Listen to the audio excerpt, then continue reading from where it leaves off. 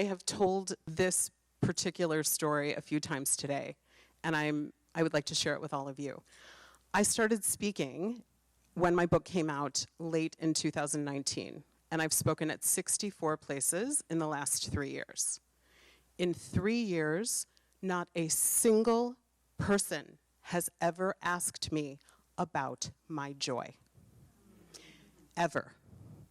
And if that doesn't tell you everything, I don't know what does. So thank you for asking me about my joy. I have a lot of it. And I've worked very hard to claim that joy in a world that does not often want me to have it. So we're going to start with the adoption portion, and we'll just work, because we figured out, I think I fit into 6 of your affinity categories here, here at Oakwood. I am, and you know, my brother and my parents did go on, by the way, to have 2 biological children. So I have a brother and a sister, and they would also say that I'm a lot of things, but not in the same way. And so before I share my feelings about it, I do want to acknowledge that every person's adoption story and journey and experience is different. And I feel like it's really important to say that. For me, adoption has been the greatest gift of my life. It is the most tremendous expression of unconditional love I have ever known in my life. And I thank God every single day for it.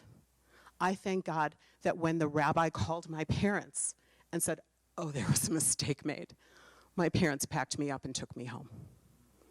In a time, remember, 1970 was very different than now. Incredibly, adoption was really not public, it was not celebrated, it was not considered common, even though it was. Everything was kind of done quietly and nobody talked about it. And literally, people would try to get children that looked like them so nobody would ask them questions. So the notion of transracial adoption in 1970 did not exist, and certainly not in the way that it does today. And so for me, I knew the power of truly unconditional love immediately in that way. And that is, I will never be able to say thank you enough for that. Let's talk about being biracial. Being bi and multiracial can be very complex and very challenging because a lot of people are really uncomfortable with things combining in a way that doesn't make sense to them. And you get a lot of pressure put on you to pick a side and pick a thing and talk about your parts and all of this stuff. And so I'm going to share with you how I found my joy in being biracial. When I was growing up, my Bubby is Yiddish, a Jewish term for grandmother, lived with us, my mother's mother. And one of the best things about having her live with us was that I got to learn how to cook from her.